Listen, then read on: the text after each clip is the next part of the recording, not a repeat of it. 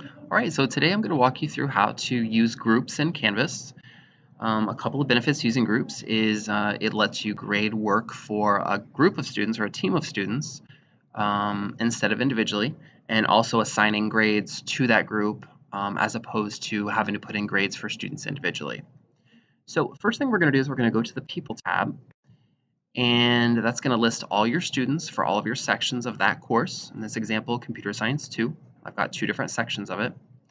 And you can see I've already got another group set up here called project groups that I use ongoing. But if I wanted to set up a new group, I'm going to go to plus group set. And you want to name this group set whatever the project is or whatever it is that the students are going to be doing together. So I'm going to put, let's say, semester project. Let's say you have a big semester project students are going to be collaborating on. And we have some options down here. Now I'm going to tell you the options I use, and then you can always research later to see what's best for you. I do the option where I create the groups manually. That gives me the ability to put students in whatever team I want to put them on. Students often help me with that decision, but that's the quickest way for me. Now there's a new tab created for my semester project group set. All my students are listed here. It says they're all unassigned. And now I have to add my groups. This is probably one of the more time-consuming parts.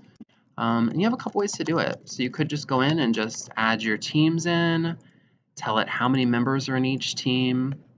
So I've got my team A, my team B, whatever their team names are would be a fine way to do it. How I like to do it is instead I list their period number and the first names of the people on the team.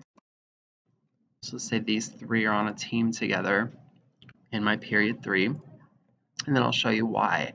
So when I go to add team members to these teams, I can click the plus sign to add them to one of the teams or drag them over.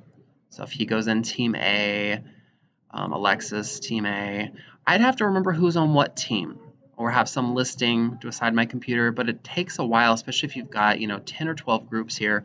Having the first names there really does help. So I know David goes in this group because his name's a part of it.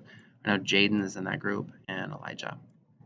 Okay, so that's why I do that. Another reason for the period number is when I go in to actually do my grading, it alphabetizes the student list by their group name. So if you name them by the period number, it's going to sort them by number, which helps you kind of be able to grade the same periods at the same time. If that doesn't matter to you and you don't care, then it doesn't matter.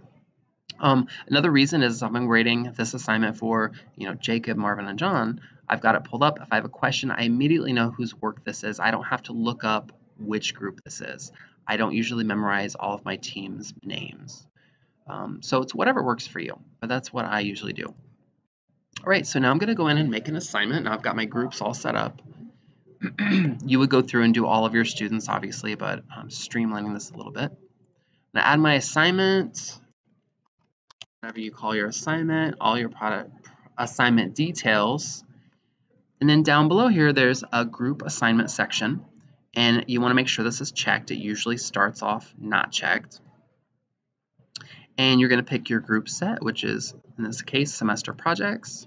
I want the groups to be graded the same, so I'm going to leave that unchecked.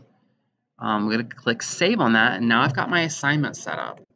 And basically how that's going to work is now when one person on the team turns in that work, it's getting turned in for all 3 members or 4 members. When I go to grade it, put comments on it, they're all going to see that grade. They're all going to see those comments.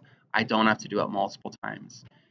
When I go to the grade book in Canvas, it's also going to list the grades automatically for all the team members. So they automatically will share a grade.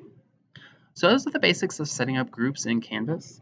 If you have any more questions about it or need more information, you can always check out the link for the Canvas guide. Thank you.